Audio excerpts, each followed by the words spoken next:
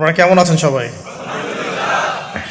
আজকে ইনশাআল্লাহ তাআলা একটি গুরুত্বপূর্ণ বিষয় নিয়ে আপনাদের সাথে কথা বলবো। ওয়া মা তাওফীকি ইল্লা বিল্লাহ আলাইহি তাওয়াক্কালতু ওয়া ইলাইহি উনীব। বিসমিল্লাহির রহমানির রহিম। আজকে যে টপিকগুলো নিয়ে কথা হয়েছে আপনারা অলরেডি অনেক কথা শুনেছেন। তো আমি আসলে এই পরিবেশ পরিস্থিতি সম্পর্কে আগে থেকে জানতাম না। এখানে আসার পর আমি বুঝতে পারলাম যে আসলে আমরা পারিপার্শ্বিকভাবে কোন জায়গায় আছি। এখন ইনস্ট্যান্ট তো এই বিষয়ে অনেক কিছু বলা যায়, কিন্তু আমি ওইদিকে যাচ্ছি না। আমি আমার ক্ষুদ্র বুঝ অনুযায়ী রাসূলুল্লাহ সাল্লাল্লাহু আলাইহি ওয়াসাল্লামের যে শান, যে মর্যাদা, তিনি যে শেষ নবী এবং তারপরে যে কোনো নবী আসবে না, এবং কেন তিনি শেষ নবী, তার মধ্যে স্পেশালিটি কি আছে, এই বিষয়গুলো নিয়ে একটু সংক্ষিপ্ত কথা বলবেন ইনশাআল্লাহ। ঠিক আছে? ওয়া মা তাওফীকি ইল্লা বিল্লাহ আলাইহি তাওয়াক্কালতু ওয়া ইলাইহি উনীব। আমি আলোচনা শুরু করতে যাচ্ছি একটা হাদিস থেকে। একদিন রাসূলুল্লাহ সাল্লাল্লাহু আলাইহি ওয়াসাল্লাম মসজিদের পাশ দিয়ে হেঁটে যাচ্ছেন, মসজিদে নববীর পাশ দিয়ে। তখন সাহাবায়ে কেরাম রাদিয়াল্লাহু আনহুম আজমাইন তারা মসজিদের মধ্যে বসে একটা বিষয় নিয়ে কথোপকথন করছিলেন। তো নবী সাল্লাল্লাহু আলাইহি ওয়াসাল্লাম জিজ্ঞাসা করলেন যে তোমরা কি নিয়ে কথা বলছো, তোমরা কি নিয়ে কথোপকথন করছো? তখন সাহাবায়ে কেরাম রাদিয়াল্লাহু আনহুম তারা বলছেন যে আমরা কিয়ামতের আলামতগুলো নিয়ে কথা বলছিলাম। কি নিয়ে কথা বলছেন?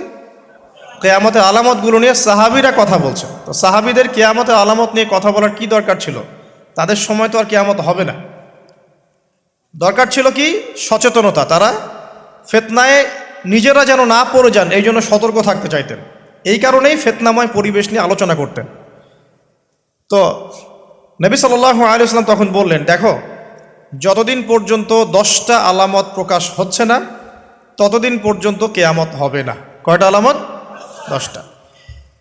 নবী সাল্লাল্লাহু আলাইহি ওয়াসাল্লাম প্রথমে বললেন 1 নাম্বার হচ্ছে মাসিহুদ দাজ্জাল। কি নাম? মাসিহুদ দাজ্জাল। 2 নাম্বার হচ্ছে ইয়াজুজ এবং মাজুজ। এর আদম সন্তান পৃথিবীতে বের হবে এবং পুরো পৃথিবীটা ম্যাসাকার করে ছেড়ে দিবে। আর মাসিহুদ দাজ্জাল সেও বের হবে শেষ জামানায়, যে ইহুদিদেরকে নিয়ে পুরো বিশ্ব শাসন করবে। বিশ্বের প্রতিটা ডিপার্টমেন্ট সে রুল করবে, এবং দাজ্জালের চেয়ে ভয়ঙ্কর কোনো ফিতনা এই পৃথিবীতে আসে নাই, আসবেও না। প্রত্যেক নবী তার কওমকে দাজ্জাল সম্পর্কে সতর্ক করেছিলেন, এমনকি নূহ আলাইহিস সালাম পর্যন্ত তার উম্মতকে দাজ্জালের ফিতনা সম্পর্কে সতর্ক করেছিলেন। নবী সাল্লাল্লাহু আলাইহি ওয়াসাল্লাম বলেছেন যে তোমরা যদি সূরা কাহাফ তেলাওয়াত করো, প্রত্যেক জুমার দিন সূরা কাহাফ তেলাওয়াত করো, অথবা সূরা কাহাফের প্রথম 10টা আয়াত, শেষ 10টা আয়াত মুখস্থ রাখো, ইনশাআল্লাহ তাআলা মাসিহুদ দাজ্জাল তোমাদের কোনো ক্ষতি করতে পারবে না। 1 মাসিহুদ দাজ্জাল, 2 ইয়াজুজ আর মাজুজ, 3 হচ্ছে ঈসা ইবনে মারইয়াম। ঈসা ইবনে মারইয়াম যতক্ষণ পর্যন্ত না আসছেন, পৃথিবীতে আবার ইউটার্ন না করছেন এবং তার হাতে মাসিহুদ দাজ্জাল নিহত না হচ্ছে, কিয়ামত হবে না। 4 দাব্বাতুল আরদ, অর্থাৎ পৃথিবীর ভিতরে একটা প্রাণী আছে, মাটি ফেরে এই প্রাণীটা বের হবে কিয়ামতের আগে আগে, এবং এই প্রাণীটা মানুষের সাথে কথাবার্তা বলবে, কথা বলতে পারা প্রাণী। এ যতক্ষণ বের হচ্ছে না, কিয়ামত হবে না ইনশাআল্লাহ তাআলা। কটা বললাম? 4টা। 5 হচ্ছে দুখান বা ধোঁয়া। এই পুরো পৃথিবীর আকাশটা একটা নির্দিষ্ট সময় পর্যন্ত ধোঁয়ায় ছেয়ে যাবে, এবং হতে পারে, আল্লাহু আলাম, হতে পারে যে সূর্যের আলো পৃথিবীতে পৌঁছাবে না, এমন ধোঁয়া হতে পারে। পুরো পৃথিবীটা ধোঁয়ায় ছেয়ে যাবে, এটা সূরা দুখানের মধ্যেও বলা আছে। এটা 5। 6 নম্বরে নবী সাল্লাল্লাহু আলাইহি ওয়াসাল্লাম বলছেন যে একটা ভূমিকম্প হবে পৃথিবীর পূর্ব দিকে। পৃথিবীর পূর্ব দিক মানে এই যে ভারত, পাকিস্তান, বাংলাদেশ, শ্রীলঙ্কা, ইন্দোনেশিয়া, ঠিক আছে, এই সিঙ্গাপুর, এই যে কন্টিনেন্ট, মালয়েশিয়া, এটা পৃথিবীর পূর্ব দিক। এদিকে একটা ভূমিকম্প হবে। তারপরে 7 পৃথিবীর পশ্চিমে একটা ভূমিকম্প হবে। পশ্চিম মানে বোঝেন না? পশ্চিমা বিশ্ব না, সৌদি আরব না, পশ্চিমা বিশ্ব, ব্রিটেন, ফ্রান্স, জার্মানি, তারপরে এই যে রাশিয়ান কন্টিনেন্ট, হ্যাঁ, ইউক্রেন, এদিকে আপনার আমেরিকা, এই পুরো পশ্চিমা বিশ্ব, এখানে একটা ভূমিকম্প হবে বড়, এবং এগুলো এমন হবে যেগুলোতে ভূমি মাটিতে ধসে যাবে, মাটিতে ডুবে যাবে। ভূমিকম্প না, ভূমিধস। 8 পৃথিবীর মাঝখানে মধ্যপ্রাচ্যে একটা ভূমিকম্প হবে, যেখানে আমাদের সো কল্ড আমিরুল মুমিনিনরা থাকে, যারা আমেরিকা এবং ইসরায়েলের বন্ধু, এদের এখানে একটা ভূমিকম্প হবে ইনশাআল্লাহ তাআলা। আর 9, ইয়েমেন থেকে একটা আগুন বের হবে। ইয়েমেন থেকে একটা আগুন বের হবে, যে আগুন মানুষকে হাসরের মাঠের দিকে তাড়িয়ে নিয়ে আসবে। আরেকটা বলেছেন 10 নম্বর, যেটা এই মুহূর্তে আমি ঠিক মনে করতে পারছি না। তো এই 10টা আলামতের কথা নবী সাল্লাল্লাহু আলাইহি ওয়াসাল্লাম বলেছেন, না হওয়া পর্যন্ত, এই 10টা আলামত না আসা পর্যন্ত কিয়ামত হবে না। ঠিক আছে? আচ্ছা, এখন এই 10টার মধ্যে সবচেয়ে বড়টা কি? সবচেয়ে বড়টা হচ্ছে মাসিহুদ দাজ্জাল। সবচেয়ে বড়টা কি? ও 10 নম্বরটা মনে পড়েছে, আলহামদুলিল্লাহ। সূর্য উঠবে পশ্চিম দিক থেকে। সূর্য উঠবে পশ্চিম দিক থেকে, তাহলে আর সময় নাই, পৃথিবীর সময় শেষ। এই 10টা মনে থাকবে? আসেন বলি। প্রথমে কি? দাজ্জাল। তারপরে ইয়াজুজ আর মাজুজ। 3 নম্বর ঈসা ইবনে মারইয়ামের প্রত্যাবর্তন। 4 নম্বর দাব্বাতুল আরদ, জমিন থেকে প্রাণী বের হয়ে কথা বলবে মানুষের সাথে। ঠিক আছে? 5 নম্বর কি বললাম? ধোঁয়া, দুখান। ঠিক আছে? 6, 7, 8 3টা ভূমিকম্প, পূর্ব দিকে একটা, পশ্চিমে একটা, পৃথিবীর মাঝখানে একটা। 9 নম্বর ইয়েমেন। ইয়েমেনের নাম শুনেছেন? ওই যে যেখানে সৌদিরা বোম মারছে আর কি, ইয়েমেনের বাচ্চাদেরকে বোম মেরে হত্যা করছে না, জানেন না খবর? তো ওই ইয়েমেনের ছোট ছোট বাচ্চারা শিয়া সুন্নির কি বোঝে আমার বুঝে আসে না। ওই ছোট ছোট বাচ্চাগুলো শিয়া সুন্নির কি বোঝে আমার বুঝে আসে না। আমেরিকার টাকা খেয়ে এরা ঠিকই বোম মারছে কেন? আর এই বোমগুলো তো এরা তৈরি করতে পারে না, আমেরিকার কাছ থেকে কিনে নেয়। তো ওই ইয়েমেন থেকে আগুন বের হবে, সেই আগুন মানুষকে হাসরের মাঠের দিকে তাড়িয়ে নিয়ে আসবে। এবং 10, যেটা বললাম, সূর্য উঠবে পশ্চিম দিক থেকে, তখন তওবার দরজা বন্ধ হয়ে যাবে, তওবা আর করেও লাভ হবে না। 2টা সময় তওবা করে লাভ নাই। একটা হচ্ছে মৌতের যন্ত্রণা শুরু হয়ে গেলে, মৃত্যুর যন্ত্রণা শুরু হয়ে গেলে আগে পা থেকে শুরু হয়ে আস্তে আস্তে গলার দিকে আসে। হাদিসে যেমনটা এসেছে, সূরা ওয়াকিয়ার মধ্যেও আছে, যে পায়ের দিক থেকে যন্ত্রণা শুরু হয়ে আস্তে আস্তে আস্তে আস্তে এই গলার দিকে আসে, এবং আত্মাটা গলার এখানে যখন চলে আসে, এখান থেকে মালাকুল মউত আত্মাটাকে নিয়ে চলে যাবে। এবং চোখ দিয়ে তাকিয়ে থাকে মানুষ।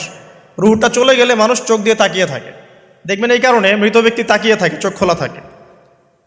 এবং তখন আসমান থেকে সিঁড়ি নামিয়ে দেওয়া হয়, ওই সিঁড়িতে করে আত্মা চলে যাচ্ছে, ও তাকিয়ে দেখে যে আত্মা চলে যাচ্ছে।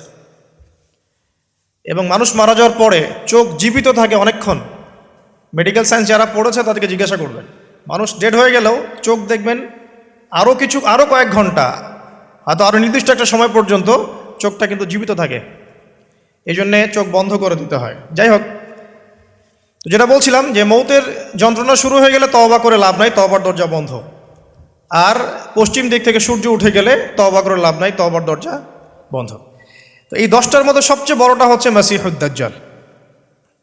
কেন বড়? কারণ নবী সাল্লাল্লাহু আলাইহি ওয়াসাল্লাম নিজে বলেছেন যে পৃথিবীর ইতিহাসে আদম আলাইহিস সালাম থেকে শুরু করে মুহাম্মদ সাল্লাল্লাহু আলাইহি ওয়াসাল্লাম পর্যন্ত এই যে লক্ষ লক্ষ নবী রাসূল এসেছেন, পৃথিবীর এই যে শত লক্ষ বছরের হিস্ট্রি, এর মধ্যে দাজ্জালের চেয়ে ভয়ঙ্কর কোনো ফিতনা আসে নাই। নবী সাল্লাল্লাহু আলাইহি ওয়াসাল্লাম বলছেন, একজন মুমিন ব্যক্তি যদি দাজ্জালকে পেয়ে যায়, সে যেন তার সাথে সাক্ষাতের আকাঙ্ক্ষা না করে, কারণ সে তার সাথে সাক্ষাৎ করলে ঈমান হারা হয়ে যেতে পারে। সে এত বড় ফিতনা হবে, এত বিশাল ফিতনা হবে। এই যে ছোট্ট একটা ফিতনা, সুদ থেকে কি আমরা মুক্ত থাকতে পারছি? সবাই সুদের মধ্যে পড়ে যায় নাই? এই যে মেয়েদের ফিতনা, মেয়েদের যে ফিতনা, বেহায়াপনা, এখান থেকে কি আলেম জালেম কেউ বাকি আছে? সবাই ফিতনায় পড়ে যাচ্ছে আমরা। ফেসবুকে ঢুকবেন, আপনি না চাইলেও আপনাকে দেখা যাবে নগ্ন ছবি দেখতে আপনি বাধ্য হচ্ছেন। টিভি দেখতে বসবেন, আপনি না চাইলেও নগ্ন ছবি দেখতে আপনি বাধ্য হবেন। এই যে ফিতনা, বাঁচতে পারছি না। সুদ থেকে বাঁচতে পারছি না, বেহায়াপনা থেকে বাঁচতে পারছি না। পর্নোগ্রাফি থেকে কেউ বাঁচতে পারে? যে কেউ ফোন চালায় দেখবেন পর্নোগ্রাফির ছবি চলেই আসবে, নগ্ন ছবি চলেই আসবে। আলেম জালেম এভরিবডি আসবেই। তারপরে আপনার মাদক, এই মাদকের ফিতনা থেকে কি সবাই বেঁচে থাকতে পারছে? এরকম অনেক ফিতনা আছে যেগুলো থেকে মানুষ চাইলেও বাঁচতে পারছে না। আমরা হয়তো বাইরে দাড়ি টুপি পাগড়ি জুব্বা লাগিয়ে ঘুরছি ঠিকই, কিন্তু আমরা এরকম সামাজিক ফিতনাগুলো থেকে কেউই সেফ না। এই যে আপনাদের এলাকায় যে ফিতনাগুলো ছড়িয়ে পড়েছে, আস্তে আস্তে বাড়ছে না? এমন ফিতনা বেড়ে যাচ্ছে। তো এগুলো যদি আমাদেরকে গ্রাস করে ফেলতে পারে, তাহলে এই পৃথিবীর সমস্ত ফিতনা একসাথে করলেও দাজ্জালের ফিতনার সমান হবে না। আমি কি বোঝাতে পারছি? পৃথিবীতে চলমান যত ফিতনা আছে, ব্যক্তিগত ফিতনা, পারিবারিক ফিতনা, সামাজিক, অর্থনৈতিক, পলিটিক্যাল, সব ফিতনাগুলো এক জায়গায় করলেও মাসিহুদ দাজ্জালের মতো ভয়ঙ্কর হবে না। এই জন্য নবী সাল্লাল্লাহু আলাইহি ওয়াসাল্লাম বলছেন দাজ্জালের চেয়ে ভয়ঙ্কর কোনো ফিতনা আসেও নাই, আসবেও না। প্রত্যেক নবী আলাইহিস সালাম তার কওমকে এই ফিতনা সম্পর্কে সতর্ক করতেন। এমনকি এক্সাম্পল দিতে গিয়ে নবী সাল্লাল্লাহু আলাইহি ওয়াসাল্লাম বলছেন নূহ আলাইহিস সালাম, ওই কত বছর আগের নবী, তিনি পর্যন্ত তার কওমকে দাজ্জাল সম্পর্কে সতর্ক করেছেন। সে কোথায় আছে? সে পৃথিবীতেই আছে। তার কি জন্ম হয়েছে? উত্তর হ্যাঁ, তার জন্ম হয়েছে। সে কি এখন আত্মপ্রকাশ করেছে? উত্তর না, সে এখনো মানুষের রূপে আত্মপ্রকাশ করে নাই। সে কাদেরকে নিয়ে বিশ্ব শাসন করবে? উত্তর জিউসদেরকে নিয়ে, ইহুদিদেরকে নিয়ে। দাজ্জাল কাদেরকে নিয়ে বিশ্ব শাসন করবে? ইহুদিদেরকে নিয়ে। আমার কথা কি বোঝা যায়? নবী সাল্লাল্লাহু আলাইহি ওয়াসাল্লাম বলেন সে এত বড় ফিতনা, সে 40 দিন পৃথিবীতে বিচরণ করবে। কয়দিন? 40 দিন। যার প্রথম দিনটা হবে 1 বছরের সমান, দ্বিতীয় দিনটা হবে 1 মাসের সমান, তৃতীয় দিনটা হবে 1 সপ্তাহের সমান, এবং বাকি দিনগুলো হবে আমাদের দিনের মতোই। নবী করিম সাল্লাল্লাহু আলাইহি ওয়াসাল্লাম বিভিন্ন হাদিস থেকে বলেছেন যে দাজ্জাল সারা বিশ্বটাকে শাসন করবে। কীরকম? মানে সে ইলাহ দাবি করে বসবে। আল্লাহ পাক তাকে কিছু অলৌকিকত্ব দিবেন মানুষকে ফিতনায় পরীক্ষা করার জন্য। যারা ওর উপর ঈমান আনবে, দাজ্জালের প্রতি ঈমান আনবে, দাজ্জাল ওদেরকে জান্নাত দিবে। তার এক হাতে থাকবে জান্নাত, এক হাতে জাহান্নাম। মানে অরিজিনাল জান্নাত জাহান্নাম নয়, কারণ জান্নাত জাহান্নামকে হাতে নিয়ে ঘোরা যায়? যায় না। আমাদের কিছু প্রোটেস্ট্যান্ট মুসলিম ভাই আছে, তারা মনে করে যেটা হাদিসের শব্দ ওইটাই, মানে হাদিসে যেটা শব্দ সেটাই, এর কোনো ইন্টারপ্রিটেশন ব্যাখ্যায় তারা বিশ্বাস করে না। তাহলে এক হাতে জান্নাত এক হাতে জাহান্নামের ব্যাখ্যা আপনি কি করবেন? সত্যি সত্যি কি হাতে জান্নাত জাহান্নাম নিয়ে কেউ ঘুরতে পারে? পারে না। মানে কি? মানে হচ্ছে যদি কেউ দাজ্জালকে অনুসরণ করে, তার আনুগত্য করে, দাজ্জাল তাকে জান্নাতের নাজ নেয়ামত দিবে, পৃথিবীতে নাজ নেয়ামত দিবে। সে স্বাচ্ছন্দ্যে থাকবে, তার ফাইন্যান্সিয়াল অবস্থা ভালো হবে, তার স্ট্যাটাস ভালো হবে, পৃথিবীতে ভালো থাকবে। আর যদি কেউ দাজ্জালকে অস্বীকার করে, তার বিরুদ্ধে দাঁড়ায়, তখন দাজ্জাল তাকে অত্যাচার করবে, অন্যায় করবে, জুলুম করবে, তার অবস্থা পৃথিবীতে হেয় প্রতিপন্ন হয়ে যাবে। জান্নাত জাহান্নাম। দাজ্জাল এর বাহন হবে একটা গাধা। নবী সাল্লাল্লাহু আলাইহি ওয়াসাল্লাম বলছেন সেই গাধার লম্বা প্রশস্ত কান থাকবে, যেই কানের নিচে কত হাজার মানুষ আশ্রয় নিতে পারবে। তো এখন এটা কি সত্যিকারের গাধা? দাজ্জালের কানের কথা বলা হচ্ছে, এই কানটা কি সত্যিকারের কান? যার নিচে এমন কোনো গাধা কি আছে বড় কানওয়ালা যে আকাশে উঠতে পারে? এমন কোনো গাধা কি আছে যে আকাশে উঠতে পারে, যার বড় কান আছে, যার কানের নিচে হাজার হাজার মানুষ আশ্রয় নিতে পারে? আছে? নাই। তাহলে নিঃসন্দেহে এটা বাস্তবিক গাধা বোঝানো হচ্ছে না, বোঝানো হচ্ছে এমন কোনো বাহন যেটা আকাশ ফ্লাই করতে পারে এবং এত অত্যাধুনিক হবে যার পাখার নিচেই হাজার মানুষ আশ্রয় নিতে পারবে। এয়ারক্রাফট হতে পারে, আল্লাহু আলাম। আচ্ছা, আলোচনা হয়তো অনেক হাই স্কেলে চলে যাচ্ছে, আমি একটু কমাই নিয়ে আসি। এক কথায় সংক্ষিপ্ত করে বোঝেন, দাজ্জাল পুরো বিশ্বটাকে রুল করবে, শাসন করবে। ঠিক আছে? কাদেরকে নিয়ে শাসন করবে? কাদেরকে নিয়ে? ইহুদিদেরকে নিয়ে। আচ্ছা, ইহুদিদের মধ্যে দুটো ভাগ আছে। এক ভাগ হচ্ছে সত্যিকার অর্থেই কিছু কিছু ক্ষেত্রে তারা তাওরাত, এই যে জাবুর, ইনজিল, এগুলোর প্রতি একটু মানে অনুগত আর কি। আরেকগুলো আছে বেশিরভাগই এরা হচ্ছে বদ প্রকৃতির। এরা এই পৃথিবীতে, সারা পৃথিবীতে জায়নিস্ট মুভমেন্ট ছড়িয়ে দিয়েছে এবং তারা বিশ্বের প্রত্যেকটা ডিপার্টমেন্ট নিয়ন্ত্রণ করা শুরু করেছে এখন। এবং তারা সারা বিশ্বর যত সেন্সিটিভ ইস্যুগুলো হচ্ছে এর পিছনে কলকাঠি নাড়ে আর কি। এখন যদি কাউকে মনে করেন আপনাকে যদি বিশ্ব শাসন করতে হয় এবং আপনার সাথে কিছু অনুসারী থাকে, তাহলে আপনাদেরকে কিছু কাজ করতে হবে। তো আমার কথা বোঝেন। মনে করেন যে আমি বিশ্ব যদি শাসন করতে চাই, তাহলে আমার তো কিছু মানুষ লাগবে, লাগবে না? লাগবে। আচ্ছা, তারপরে আমার তো একটা ভূখণ্ড লাগবে, লাগবে না? একটা দেশ লাগবে না? একটা সার্বভৌমত্ব লাগবে না? আমাকে পৃথিবীর সমস্ত অর্থনৈতিক বিষয়গুলো নিয়ন্ত্রণ করতে হবে না? কারণ ইকোনমি নিয়ন্ত্রণ করতে না পারলে কি ওয়ার্ল্ডকে শাসন করতে পারবে? মনে করেন ওয়ার্ল্ডের ব্যাংকিং সিস্টেম, ইকোনমিকে কেউ নিয়ন্ত্রণ করছে না, সে কি রুলিং স্টেট হতে পারবে? শ্রীলঙ্কা, সে কি বিশ্বের রুলিং স্টেট? সে কি বিশ্বের অর্থনীতি নিয়ন্ত্রণ করে? বরং সে তো দেউলিয়া হয়ে গেল, তাই না? আমেরিকা, ইসরায়েল, ওরা কি দেউলিয়া হয়েছে? না। তারা কি বিশ্বের অর্থনৈতিক বিষয়কে নিয়ন্ত্রণ করে? করে। চায়না, তারা কি দেউলিয়া হয়েছে? তারা কি বিশ্বের অর্থনীতি নিয়ন্ত্রণ করতে পারে? পারে। তো এক কথায় বোঝেন, আপনাকে যদি রুল করতে হয় সারা ওয়ার্ল্ডকে, প্রথমত আপনার একটা ল্যান্ড লাগবে, একটা কিছু মানুষ লাগবে আপনার, এবং সেই মানুষগুলো রামসাম যদুমধু হলে হবে না, সেই মানুষগুলো হতে হবে সবচেয়ে বুদ্ধিদীপ্ত মানুষ, ট্যালেন্টেড মানুষ, যারা পৃথিবীর সব কিছু নিয়ন্ত্রণ করার যোগ্যতা রাখে। সায়েন্টিস্ট লাগবে আপনার, আপনার ইকোনমিস্ট লাগবে, আপনার কলামিস্ট লাগবে, মিডিয়ার পার্সন লাগবে, পলিটিশিয়ান লাগবে, সূক্ষ্ম বুদ্ধিসম্পন্ন মানুষ লাগবে। এই মানুষগুলো কি তারা জোগাড় করতে পেরেছে? পশ্চিমা সভ্যতা পেরেছে? আচ্ছা, আর কি লাগবে? আপনার নির্দিষ্ট ভূখণ্ড লাগবে, এবং ভূখণ্ডটা স্বাধীন হতে হবে, কারো পরাধীন হলে চলবে না। ইসরায়েল কি স্বাধীন হয়েছে? ইহুদিরা কি রাষ্ট্র গঠন করেছে? করে নাই? আপনারা তো খবরই রাখেন না দেখি। ইহুদিরা কি রাষ্ট্র গঠন করে নাই? কত সালে বলেন? সুবহানাল্লাহ, এমনি হবে না। 1948-এ তো রাষ্ট্র গঠন তো অনেক আগেই হয়েছে। 1948-এ তো সে জানান দিয়েছে, কিন্তু রাষ্ট্র গঠন অটোম্যানদেরকে হারানোর পরেই হয়েছে। যখন প্রথম বিশ্বযুদ্ধ হয়ে গেছে, তারপরে অটোম্যান এম্পায়ারদেরকে হটিয়ে তারা তো রাষ্ট্র মোটামুটি দখল করেই ফেলেছে। তারপর আস্তে আস্তে রাষ্ট্রের আয়তন বাড়িয়েছে। মাত্র 1948-এর দিকে এসে তারা পুরো বিশ্বকে জানান দিয়েছে আমরা একটা পুরো রুলিং স্টেট হতে যাচ্ছি আপকামিং। তো যাই হোক, তারা রাষ্ট্র কায়েম করেছে। আপনাকে সারা ওয়ার্ল্ড রুল করতে হলে প্রথমত আপনার স্টেট লাগবে, স্টেট ওরা কায়েম করে ফেলেছে। আপনার স্টেটের রাষ্ট্রের সার্বভৌমত্ব দরকার আছে, এটাও ওদের হয়ে গেছে। আপনার সারা ওয়ার্ল্ডকে রুল করতে হলে সারা বিশ্বের ইকোনমিক সিস্টেম, অর্থনীতি নিয়ন্ত্রণ করতে হবে, তারা সেটা করেছে। ওয়ার্ল্ড ব্যাংকের মাধ্যমে করছে, IMF এর মাধ্যমে করছে, আরও বিভিন্ন সংস্থার মধ্য দিয়ে তারা ওয়ার্ল্ডের ইকোনমিক সিস্টেমটাকে নিয়ন্ত্রণ করে ফেলেছে। আপনি এর বাইরে যেতেই পারবেন না, এমনভাবে নিয়ন্ত্রণ করে ফেলেছে আপনি এর বাইরে যেতেই পারবেন না। এবং আরও কি দরকার? ম্যান পাওয়ার, জনসমষ্টি দরকার। এই জনসমষ্টির জন্য তারা ইউনাইটেড নেশনস ফর্ম করে ফেলেছে। আপনি ইউনাইটেড নেশনসের বাইরে যেতেই পারবেন, কেউ পারবে না। এখনকার এই রাষ্ট্রের, এই বিশ্বের কারো পক্ষে সম্ভব না। এর বাইরে গিয়ে কিছু করা কারো পক্ষে সম্ভব না, করতে গেলেই শেষ করে ফেলাবে। আর কি দরকার? আপনার সারা ওয়ার্ল্ডের মিডিয়া, প্রযুক্তি নিয়ন্ত্রণ করতে হবে। মিডিয়া নিয়ন্ত্রণে না থাকলে আপনি ইসলামকে আর মৌলবাদী সন্ত্রাসী ধর্ম বলে প্রচার করতে পারবেন না। তো মিডিয়া নিয়ন্ত্রণ করতে হবে। মিডিয়া অলরেডি নিয়ন্ত্রিত ওদের, সমস্ত বড় বড় মিডিয়া ওদের হাতেই। আর কি লাগবে আপনার? টেকনোলজি।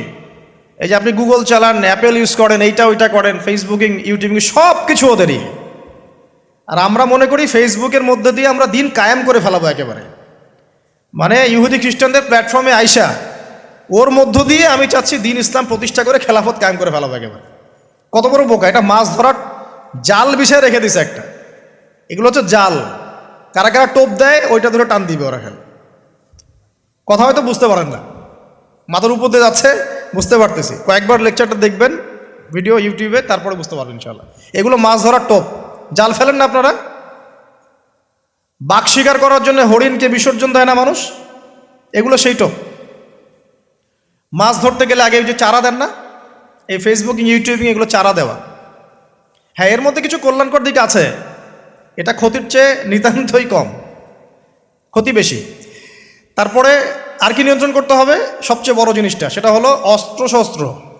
সারা বিশ্বের যত মারণাস্ত্র আছে, এমন অস্ত্র যেটা একটা বোম ফেললে একটা দেশ উড়ে চলে যাবে, এরকম অস্ত্রশস্ত্র নিয়ন্ত্রণ করতে হবে। সেটা করেছে না করে নাই? করেছে। এই যে দেখেন, এখন আপনি বুঝতে পারছেন যেটা আপনাকে সারা ওয়ার্ল্ডকে রুল করতে হয়, তাহলে আপনাকে এই সমস্ত বিষয়কে রুল করতে হবে। এগুলো রুল না করতে পারলে আপনি ওয়ার্ল্ডকে রুল করতে পারবেন না। আর নবীজি বলছেন দাজ্জাল সারা বিশ্বকে কি করবে?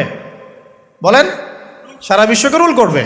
তার মানে দাজ্জালকে এগুলো নিয়ন্ত্রণ করতে হবে, এবং দাজ্জালের ফলোয়ার্স যারা আছে ওদেরকে এগুলো নিয়ন্ত্রণ করতে হবে। এখন বলেন, পশ্চিমারা এবং জিউসরা এগুলো নিয়ন্ত্রণ করছে কি করছে না? তার মানে দাজ্জাল আসার সময় কাছে না দূরে? এবার বুঝতে পারছেন? এখন আসেন, অন্যদিকে আসেন। শুধু এগুলো করলেই তো হচ্ছে না, এর পথে একটা বাধা আছে। ওই রুলিংসের পথে একটা বাধার নাম হচ্ছে মুসলিমরা। কারা?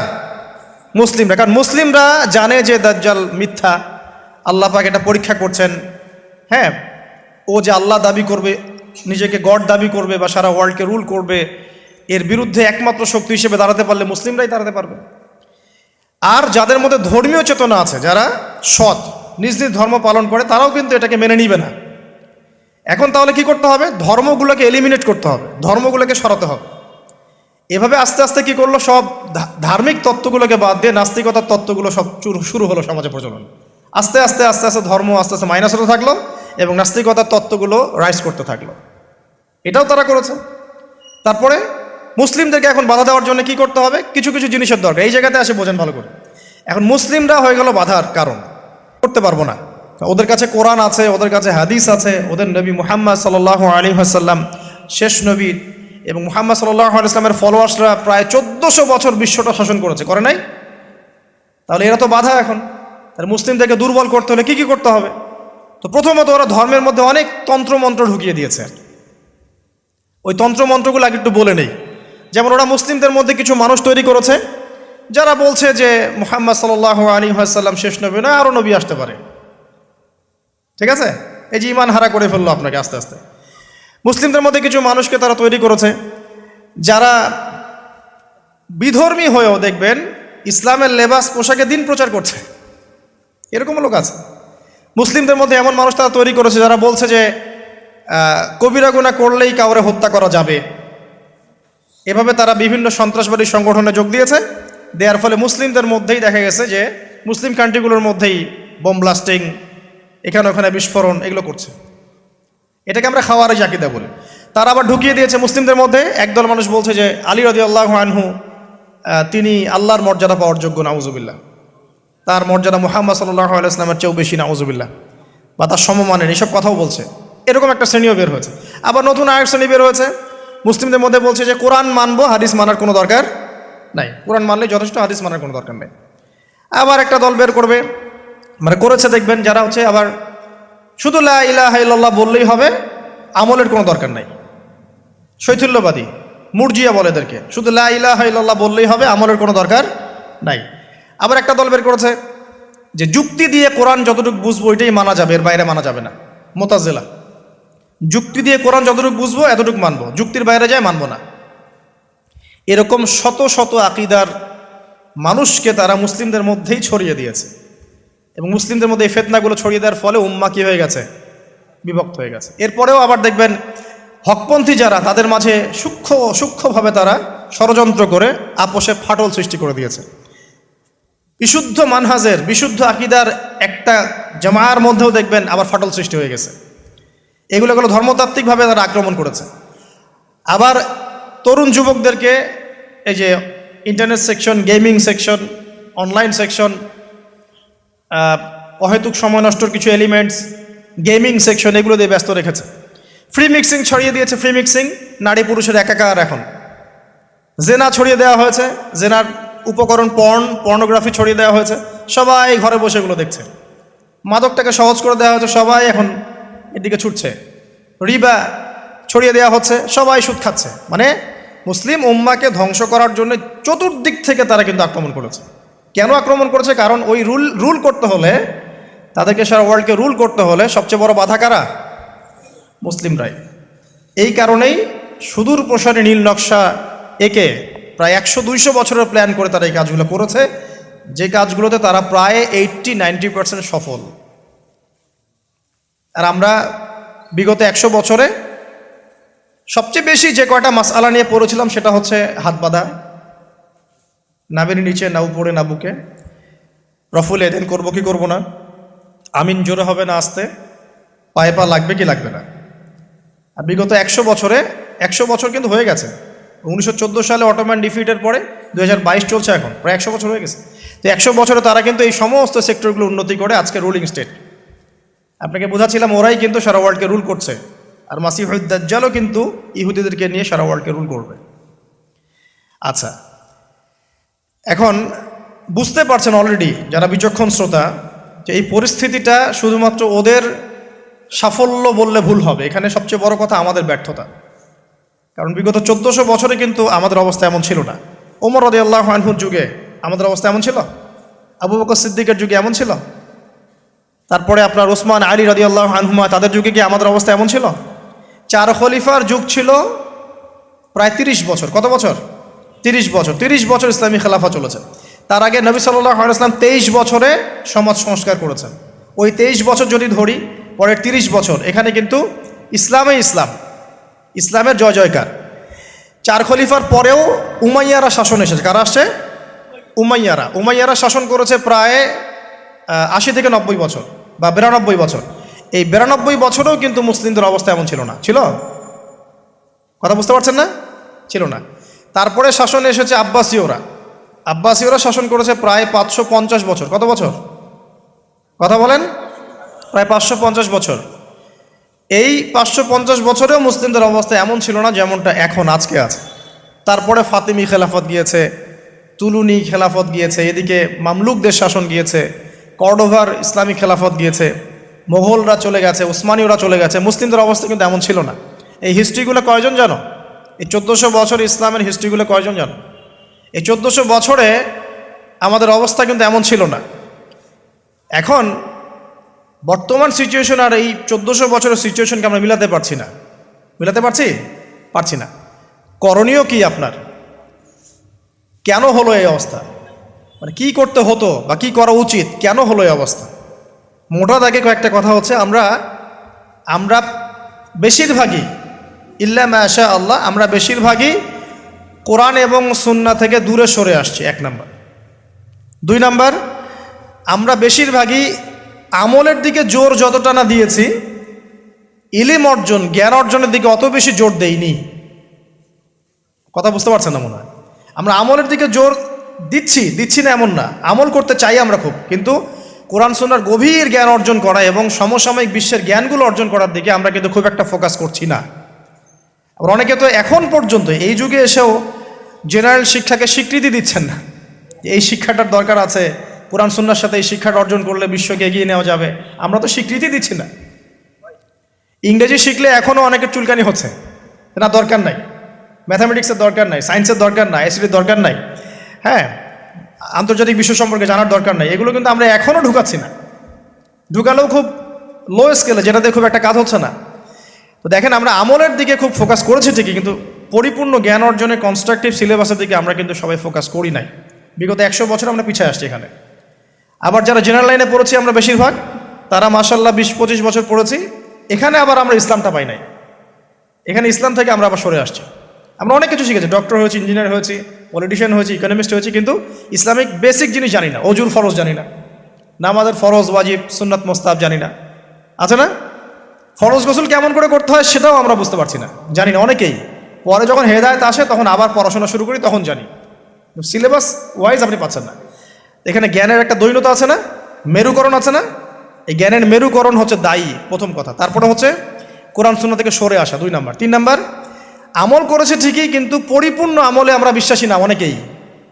হ্যাঁ, যে আমলগুলো করলে কোনো সমস্যা হয় না সেগুলো করছি ঠিকই, যে আমলগুলো করলে সমস্যা হবে সেগুলো আবার করতে চাই না। কীরকম?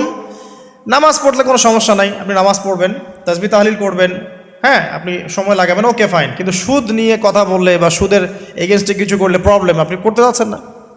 ওটা নিয়ে লেকচার দিলে আপনার চাকরি থাকবে না, আপনার ইমামতি থাকবে না। হ্যাঁ, আপনি স্টেজে উঠছেন, মাহফিল কমিটি কানে কানে বলে দিচ্ছে যে এখানে ভাই অনেক সুদখোর আছে, সুদ নিয়ে কথা বলা যাবে না, এখানে ভাই অমুক আছে, ভাই এগুলো নিয়ে কথা বলা যাবে না। হ্যাঁ, আমাদের মাহফিলে যিনি দান করেছেন উনি আবার অনেক বড় তামাকের ব্যবসায়ী, তামাক নিয়ে কথা বলেন, যাই বলেন। তো যে পরিপূর্ণ যে আমল, মানে ইসলামের পরিপূর্ণতা, আমি আমল করব, পারি না পারি আগে বিশ্বাস তো করবো যে হ্যাঁ পরিপূর্ণটাই ইসলাম, এখন পারছি না সেটা আলাদা বিষয়। এখান থেকে আমরা অনেকে সরে আসছি। আর কি দেখেন, আমরা কিন্তু আদর্শ পরিবারটা গড়তে অনেকে ব্যর্থ হয়েছি। 4 নাম্বার। 5 পরিবারের একজন নামাজ পড়ে, বাকিরা পর্দা নাই, নামাজ নাই, খেয়ালও নাই আমাদের অনেক। আবার দেখবেন আমাদের মা বোনদের পর্দার শিথিলতা করে দিয়েছি আমরা, সব জায়গায় উন্মুক্ত হয়ে ঘুরছে। তার চেয়ে বড় কথা, আমরা কিন্তু অনেকে আবার হারাম রিজিকে ঢুকে গেছি। রিজিকের ক্ষেত্রে আমরা হালাল হারামের পরোয়া করছি না, সুদ ঘুষ জেনা ব্যভিচার সবখানেই আছি আমরা, দুর্নীতি সব জায়গাতে আছে। তো এই আর কি কারণ। সবচেয়ে বড় কথা, ইউনাইটেড নেশনসটা, মানে আমাদের মুসলিম উম্মার ইউনিটিটা নষ্ট হয়ে গেছে। সবাই বাহ্যিকভাবে যদি বলি আমরা সবাই ভাই ভাই, কিন্তু আপোষে আমরা আসলে হিংসাত্মক মনোভাব পোষণ করছি, বোধ পলিটিক্যালি এবং ধর্মতাত্ত্বিকভাবেও। দেখবেন এই যে সিজন আসবে, ইলেকশনের সিজন, নিজের ভাই, আপন ভাই ভাই মারামারি করবে। দেখবেন উভয় মুসলিম, ওই ভাইও মুসলিম, এক্স, এই ভাই ওয়াই, এও মুসলিম, এক্স ওয়াই মারামারি করে, দুজনে মুসলিম। দুনিয়ার জন্য, দুনিয়ার একটা ক্ষমতার জন্য উভয় ভাই ডেমোক্রেটিক পদ্ধতিতে গিয়ে মারামারি করে জীবন শেষ। অথচ দুইজনই আমার ভাই, দুইজন মরলে জানাজা পড়বো, তাই না? দুইজনই মুসলিম, আমরা চাবো দুজনে জান্নাতে যাক। একইভাবে ধর্মের দিকে দেখবেন, 2টা মুসলিম দল এই রক্ত মাংস খাওয়া খাওয়ি করছে, 2টা মুসলিম বক্তা একজন একজনকে কামড়াকামড়ি করছে, 2টা মুসলিম মানে মানহাজের মানুষ উভয় একে অপরকে কাদা ছড়াছড়ি করছে। এই যে ছোট মানসিকতা, মানে কি বলবো, যে মিন মাইন্ডেড সাইকোলজি, এটা আমাদের উম্মার ভাঙনের জন্য অনেকটা দায়ী আর কি। আমরা লিবারেল হতে পারি নাই, উদার হতে পারছি না, সবাইকে ভাই মনে করতে পারছি না, সবার কল্যাণকামী হওয়ার মানসিকতাটা হারিয়ে যাচ্ছে। এই জিনিসগুলো আমাদের পিছিয়ে পড়ার অন্যতম কারণ হয়ে দাঁড়িয়েছিল আর কি। আর পলিটিক্যাল ইস্যুগুলো তো বাদ, কারণ আমরা তো ওই লেভেলে যাই নাই। এখন তো ইসলামিকভাবে ওইটা সব জায়গায় ইম্পোজ করা হয় নাই, এই কারণে আপনি ওয়ার্ল্ড অ্যাফেয়ার্সে গিয়ে ইসলাম নিয়ে কথা বলতে পারছেন না। তো অনেকগুলো কারণেই আমরা পিছিয়ে পড়েছি। এই কারণগুলো কীভাবে সলভ করা দরকার সেটা আপনারা আরও ভালো বুঝতে পারছেন। জ্ঞান অর্জনের দরকার আছে, এখন আমল বাড়িয়ে দেওয়ার দরকার আছে, আদর্শ পরিবারের প্রয়োজন আছে, হালাল রিজিকের প্রয়োজন আছে, পর্দায় চলে আসার দরকার আছে, আমাদের আগামী প্রজন্মকে মানুষ করার দরকার আছে, উম্মার ঐক্যবদ্ধতার পিছনে কাজ করার দরকার আছে, এবং ইসলামের বিরুদ্ধে যে বিভ্রান্ত মতবাদগুলা এগুলোর বিপক্ষে দালিলিক জবাব দেওয়ার প্রয়োজন আছে এখন। তো এভাবে কিন্তু আমরা আবারও ওই নতুন জায়গায় আসতে পারবো ইনশাল্লাহ। আমি হতাশাবাদীদের অন্তর্ভুক্ত নই আমি ব্যক্তিগতভাবে, এবং এই উম্মাহ কখনো হতাশ হবে না ইনশাআল্লাহ। কারণ নবী সাল্লাল্লাহু আলাইহি ওয়াসাল্লাম মাত্র 23 বছরের মধ্যে যদি আইয়ামে জাহিলিয়াতকে পরিবর্তন করে ফেলতে পারেন, তাহলে সেই আল্লাহ যদি জীবিত থাকেন, সেই নবীর সুন্নাহ যদি জীবিত থাকে, এবং সেই কোরআন যদি আমাদের হাতে থাকে, আজকেও সম্ভব সারা ওয়ার্ল্ডের প্রেক্ষাপট পরিবর্তন করা।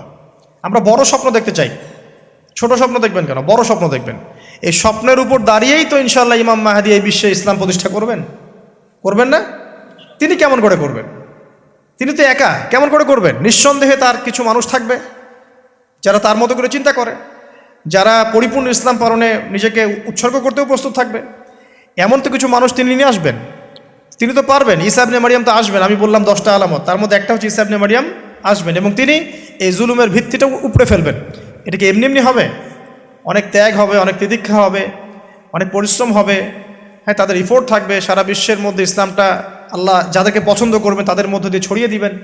একবার না একবার কিন্তু এটা হবেই। আমরা জানি আসন্ন সময়গুলো তাদের বিশ্বকে ডমিনেট করার সময়, কিন্তু তারপরে একটা যুগ আসবে যেই যুগে ইসলামের সোনালী সকাল কিন্তু আবারও দেখা যাবে ইনশাআল্লাহ।